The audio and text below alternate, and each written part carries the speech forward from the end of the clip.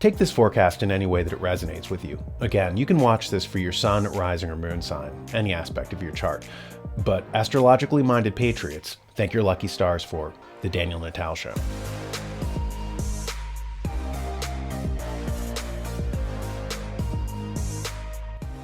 We're starting this presentation with the paranormal, what most people would consider woo-woo. But the psychics got a hit recently when remote viewer Dick Allgaier correctly foresaw that the real reason why Elon Musk acquired Twitter was to turn it into a payment processing platform. See here. Okay, Elon Musk, he bought Twitter and everybody's talking about the free speech angle of the thing.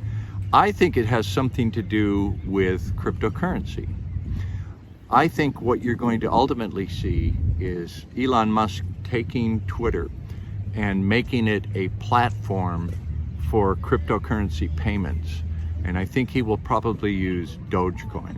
So watch for that to happen. That was about 2 weeks before The Verge had an article entitled Inside Elon Musk's First Meeting with Twitter Employees. In it, we read, Elon Musk spoke about offering banking services via Twitter. I think there's this transformative opportunity in payments, and payments really are just the exchange of information. From an information standpoint, not a huge difference between, say, just sending direct messages and sending a payment. They are basically the same thing. In principle, you can use a direct messaging stack for payments, and so that's definitely a direction we're going to go in, enabling people on Twitter to be able to send money anywhere in the world instantly and in real time. So no, Elon Musk did not acquire Twitter because of some abiding love for free speech. He did it probably at the behest of the World Economic Forum, whose Young Global Leaders program he's evidently a part of.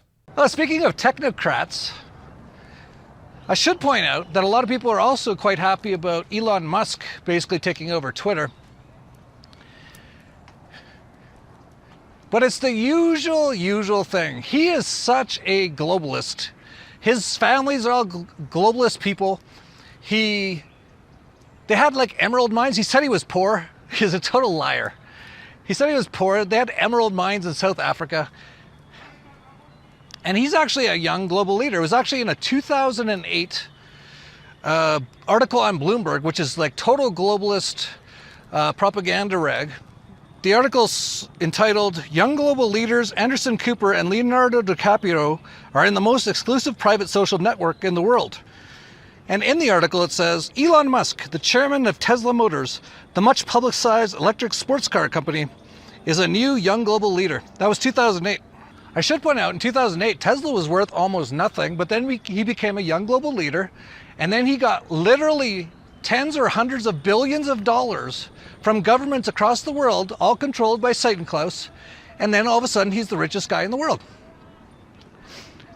And he basically is, or wants to be, a total technocrat. What's interesting is, that's what his grandfather was in like the 1950s, which is hard to believe.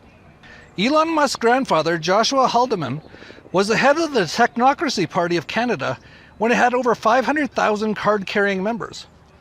And I think that was in the 1950s he was a technocrat, which is unbelievable because what that means is they want to rule society via technology, sort of like what they want to do now with the digital IDs and all that. But in the 1950s, there wasn't even barely computers. Like, how far advanced was his family on all this stuff? What's happening now is the collapse of the banking system. The elites are terrified that people will be angry at them for the mess that they made. This fear of being called out is on display in the UN's recent Human Development Report 2022, where they write, losing perceived control rather than simply not having it in the first place has its own negative consequences, as do the knock-on effects, a tendency to identify culprits or villains, a distrust of institutions and elites, and greater insularity, nationalism, and social discord. Uncertainty can turn up the heat on a toxic brew. So they don't want culprits or villains identified. Likewise, we read, opportunities for innovation and good leadership then increasingly become dangerous vacuums of power, where the allure of simple recipes and the easy gratification of finger-pointing combine to make the problem worse. No, finger-pointing? No, identifying culprits? Their solution to this is locking down social media and manipulating people via algorithms, which they also go into great lengths about in the document regarding hyperinformation, which they claim is sowing division. And by hyperinformation, they mean what we call a free flow of information. So people like Elon Musk are carrying out their embassy to buy up platforms like Twitter, continue the legacy of censorship, and to get people used to central bank digital currencies, which is their band-aid solution for what they did to the financial system. Speaking of the World Economic Forum, the bookazine, The Great Reset and Transhumanism, is out now. You can buy it at shopjbs.org.